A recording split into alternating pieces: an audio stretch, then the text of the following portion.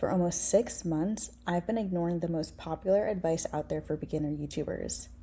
Welcome back to the YouTube experiment. Hi besties, welcome back. I am Jordan, Cozy Creative, helping you create a life you don't need a vacation from. If you are new here, this is the second installment in the YouTube experiment. If you haven't checked it out yet, don't forget, I created a free 6-month workbook just for you in case you want to start your own YouTube experiment or you want to follow along with me. Even if you don't want to be a content creator, there might be something that you've been dying to start or you feel called to start or you feel drawn to, and you just need a little bit of support, a little bit of a push. This is that push. There are reflection prompts and mindset shifts and content creation schedules that you can adapt all in the workbook. So you can really tailor it to whatever it is that you want to experiment with. It does not have to be YouTube. So I'll link that down below. I find it might be fitting, kind of come back to where it all started, which is right here on my sofa in my living room, and kind of reflect on where I am in the experiment so far. Starting a YouTube channel from scratch, I am not bringing any followers from any other platforms. I am not hustling to appease the algorithm. I'm really trying to listen to my own creative instincts and do what feels good to me in order to build a community in this corner of the internet and to see if my channel will survive. When I started this experiment, really an opportunity for me to push myself out of my comfort zone. I've definitely learned a lot along the way, but my focus has really been on my learning, my personal development, and my growth as opposed to going viral. So let's rewind back to the beginning. When I think about the reason that I started the YouTube experiment, just to find a creative challenge. I'm a creative person naturally. I have a lot of hobbies. I want to really push myself out of my comfort zone and learn skills that don't feel natural to me and also don't appear in any other area of my life. I don't have a lot of friends that do this sort of thing or that are on social media. And so it's really me trying to figure it all out while simultaneously ignoring the most popular advice out there. I've always loved graphic design and storytelling and yapping about things that I love and connecting with people. I really wanted my channel to be a place where anybody could come, even if it only reaches one person out there. My goal really is to connect. We're not alone. Life is already hard, but we don't need to go through it by ourselves. When I look back at the first 30 days of the YouTube experiment, I really thought that I was close to quitting. I think there was a point in that video where even like my filming cut out and I was so frustrated. I was very close to throwing everything that I own out the window. I didn't realize just how difficult it would be to maintain a content creation schedule amidst work full time and friends and family and relationships and hobbies and everything else I have going on. But a lot of the lessons in that video still stand today. The highs are still high, the lows are still low, the frustrations are still frustrating. And I think that the learning curve is still just as strong as it ever was. Every single day, every single video, I'm learning something new. And if that's all that I take away from the experiment at the end, I'll be really proud of myself, even if I decide not to continue with my channel. So even though it's been really, really hard, I am glad that I started. Now, here's the honest part. It is so easy to feel like you're behind on a platform like YouTube. When you're building something online, you are obviously in the same ecosystem as everybody else who's been building their own communities and their own channels.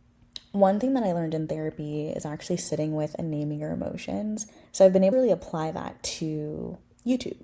So when I'm feeling jealous, if I see a channel that, I don't know, they've got a lot of the same content that I want to put out, and I think that their stuff is more aesthetic than mine, or I think that their script is smoother, their editing is better. Identifying the fact that I'm feeling jealous and then trying to reframe that has been really helpful for me.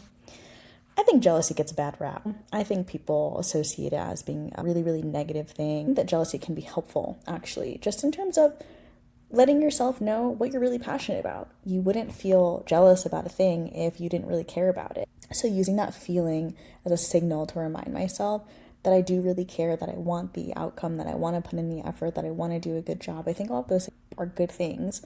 But for me, once I identify I am feeling jealous and kind of sit with that for a little bit, I've actually been reframing the feeling as if they can do it, I can too. And so instead of looking at somebody being like, oh my God, they've got 5,000 subscribers, like I don't have that, I really want that.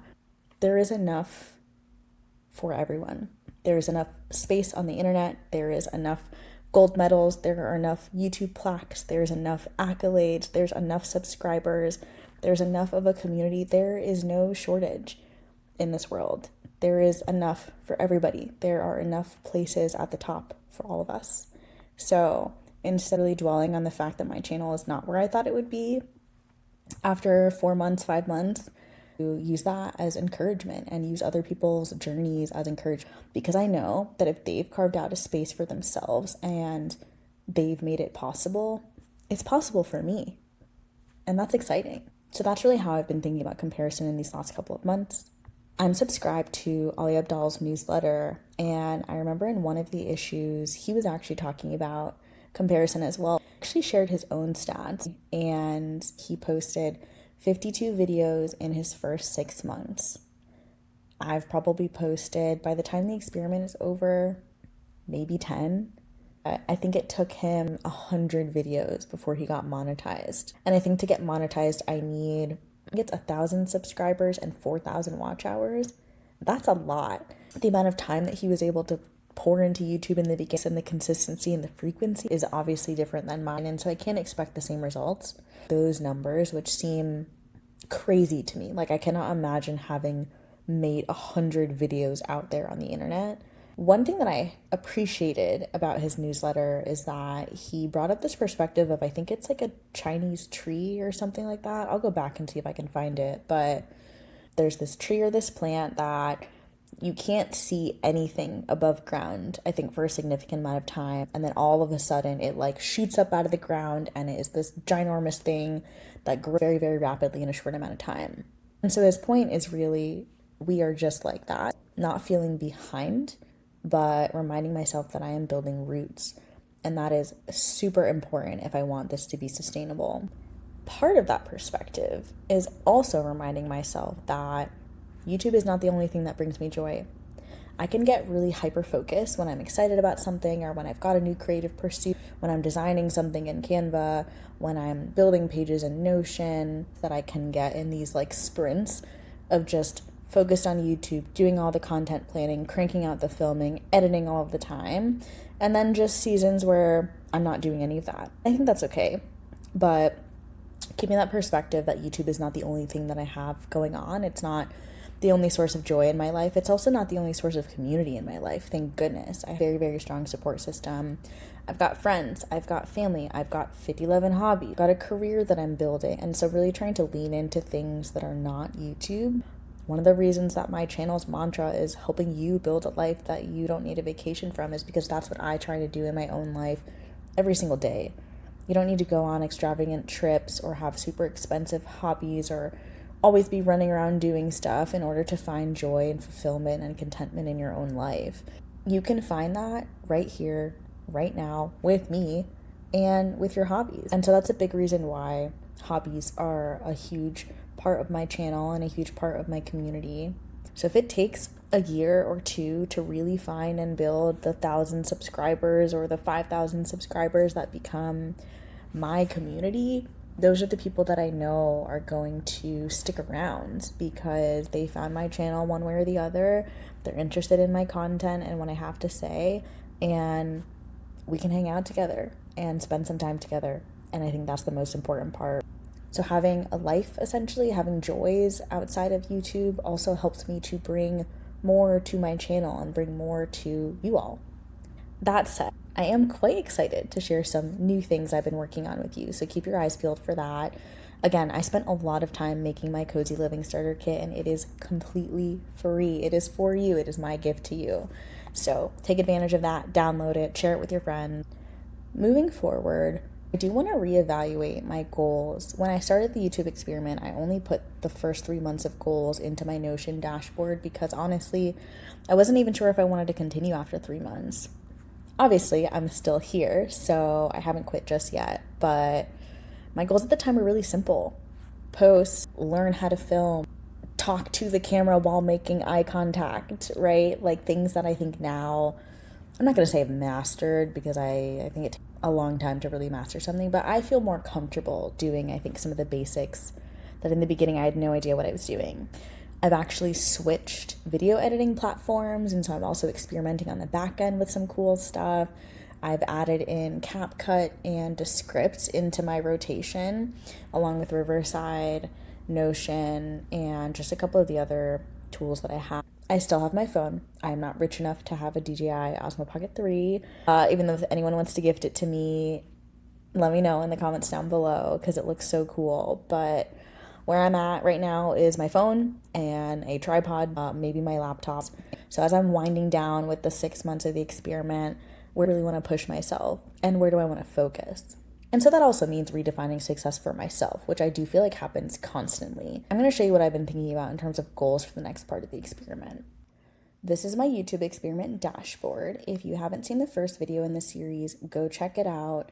I went through the scope of the experiment, my intentions for starting. You can see I've reframed a lot of popular advice out there. I walked through my monthly learning goals for the first 3 months. Now I just want to take you through what I'm thinking for the next part of the experiment. So if we go through to just the timeline so far, when I started the YouTube experiment, that was back in May. So I had a month under my belt. I was trying to figure out if I even liked this. If you haven't watched my reflection video, the second video in the YouTube experiment series, you can go watch that and see how I came to the decision to keep going with my YouTube channel. Now I'm sitting here like life be life, and so is my channel even going to survive? Do I have what it takes? We shall see. And in the last couple of months of the experiment, I don't know. We'll see. I will check back and kind of see where I'm at and at least let you know at the end of the experiment how it all went for me, and at the end of 6 months what I've decided. Out of the gate, I was going to be posting every single week and I had a whole content schedule, and I think probably like everybody else out there, life gets in the way, and that's okay. The reason that YouTube is not the only thing that I do is because there's a lot of other commitments that I have, a lot of other things that bring me joy, a lot of other areas I want to spend my time.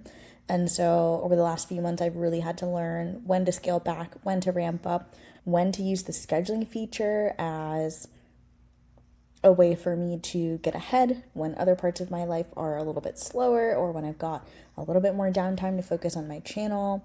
For now, the big goals that I really want to focus on are experimenting with shorts. In all the Reddits, there is essentially 2 camps. One camp says, don't ever do short form. It's going to ruin your channel if you get big off of shorts. You know, nobody's ever going to want to stay and watch your long form. If you only want to do shorts for your channel, start there and end there. And if you only want to do long form, don't ever do shorts. Then you get the camp of people that say, listen, you can cut up your long form into shorts, post the shorts, and then potentially drive traffic towards your channel to get people interested in your long form. I can't tell you how many channels I found that I've then ended up in a rabbit hole with their long form content because I was in a short scrolling at 2 a.m. and I clicked a link, you know, how they like link you to the full video, and I ended up watching it.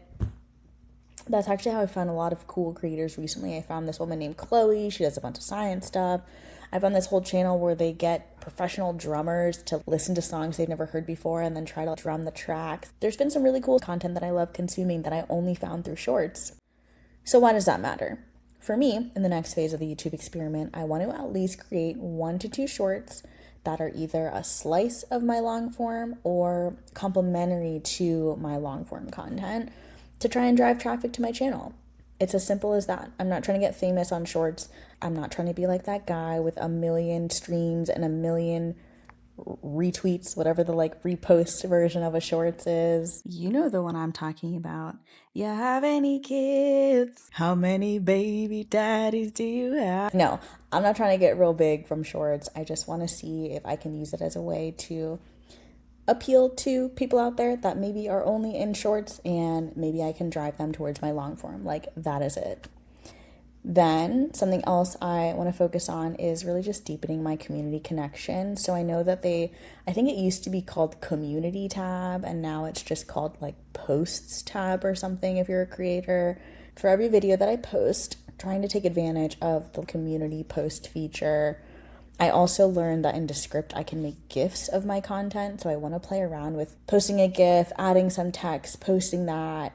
Like I mentioned before, I don't have a huge community right now, so I'm not sure if that is just like going out into the ether. Eventually, when my channel is a little bit bigger, it might be cool to look back at some of the posts and maybe people will engage with it. That might be a cool way to also just try something new. I've never made GIFs before. There is an art form, if you will, to your video description and your community post, and there's certain things you want to highlight. Finding a sustainable and creative pace. A lot has certainly changed since I started my channel. When I started, I hustled out of the gate to post weekly, and I think I lasted, I don't know, 4 weeks. Then I think summertime hit, and I didn't have time to keep up with a weekly posting schedule. Then I fell into a bit of a slump, and so it was monthly. I'm also looking at other creators, like they can post monthly and they get a lot of traffic, but again, we're in different stages. So now I think bi-weekly feels a little bit better for me. It's doable. Even filming this video, I had to remind myself, your last video went out 13 days ago. Tomorrow's Friday, and I typically like to post on Fridays, so are you gonna film or not? So, getting myself to make time for YouTube just like I would make time for anything else. Finally, redefining success. Like I said before, it's not that I said that I would never ever look at my numbers or my subscriber count. In fact, I think I mentioned in a prior video, YouTube actually makes it really hard for you to completely just ignore all of your stats. Even when you're posting in YouTube Studio, there's analytics already on the homepage. It's impossible to ignore YouTube analytics. I think what I'm going to try and focus on moving forward is really just what other metrics can I use to remind myself that I am successfully doing this thing that I've never done before. So things like, what was one video that you were really proud to make? I think that was actually a goal of mine in one of these other learning months, maybe month 1 or 2, was just creating something that I liked and getting more comfortable filming. Yeah, creating and publishing at least one video that makes you proud. So keeping that up as a metric. If I'm putting content out there that I don't like, that I wouldn't watch myself, that I'm not proud of, that I didn't put effort into, why am I even putting out content in the first place? I personally want to feel good about what I put out there on the internet, especially because it's going to live out there in the ether for forever. How many people download my Cozy Living Starter Kit? Including you. If you have not downloaded it, link is down below. It is free. It is beautiful. She's aesthetic. There's declutter checklist, life reset checklist. There's hobby bingo. Everything you need as your cozy guide to a joyful life for free. Link is in the description.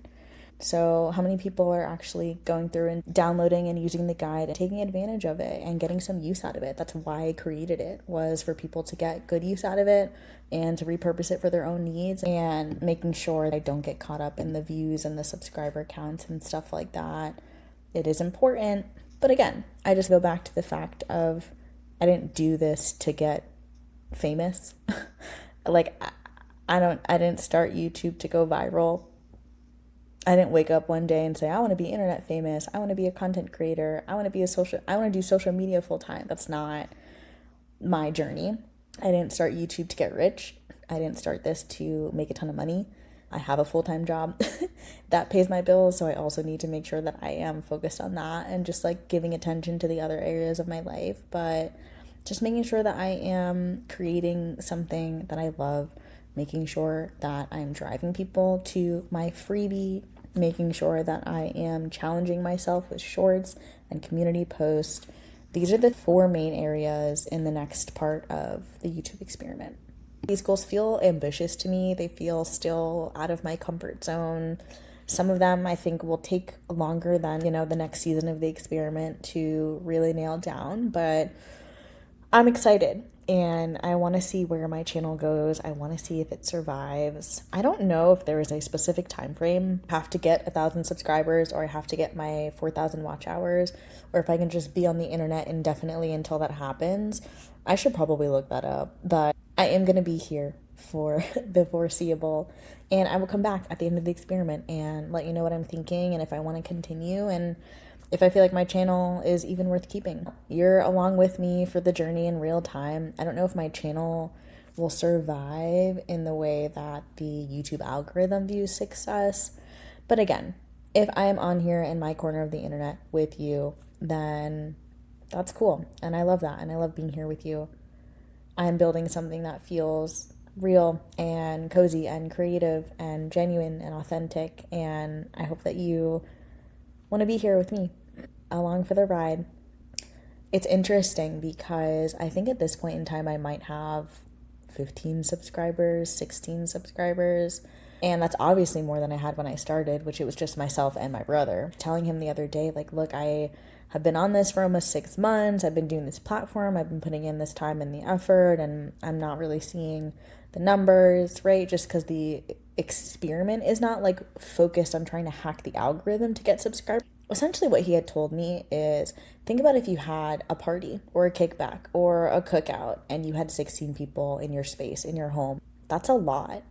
Think about if you had a FaceTime or a Zoom or a Teams or whatever, and you had 16 people that you were just yapping about your life and catching them up on the things that were going on or trying to teach them something or share some advice. Like, that's a lot.